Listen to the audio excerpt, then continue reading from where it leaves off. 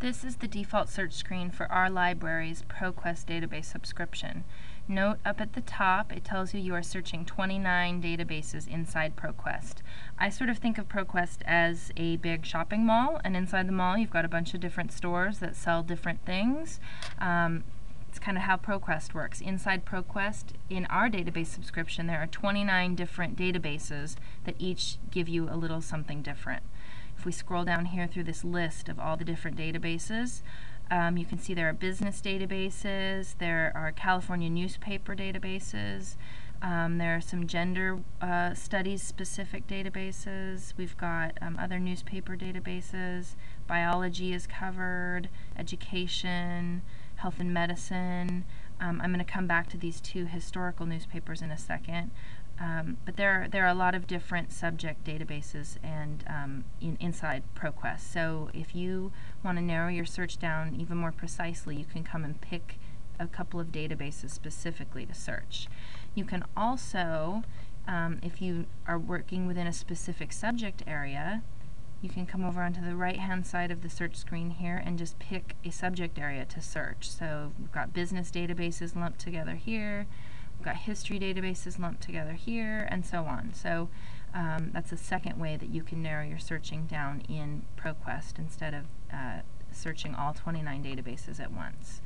I'm going to go back to this list here quickly and show you the historical newspaper databases because they're a really incredible resource. So scrolling back down, we've got the ProQuest LA Times historical newspapers and the New York Times historical newspapers, and you'll note that the publication dates are both from 19th and 20th centuries, and a little 21st.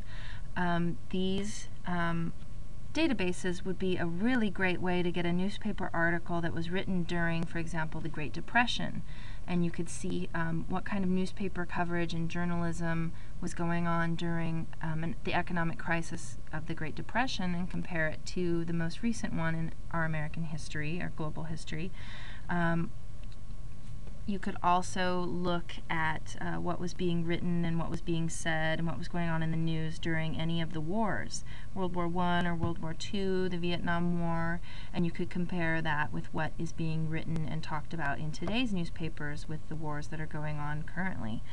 So this database is a wonderful tool to look at who was saying what during really important social and political events in American history.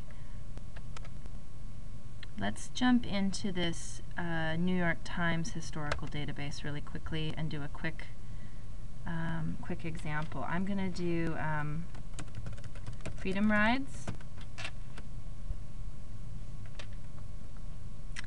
and here you can see ProQuest is highlighting my search term for me, and here for example is an article published in the New York Times. It was published on August 14th, 1961, and the title of the article is Dr. King Sees the End of Freedom Rides, Believes ICC Will Issue Stiff Integration Order. If we click on that link, it should give us a PDF of the actual newspaper article itself. So you can see they scanned in the newspaper article. So it's sort of like looking at a snapshot, an actual snapshot or picture of the 1961 newspaper article. So this is an excellent tool. I highly recommend you try and integrate using the historical databases in your LR10 research.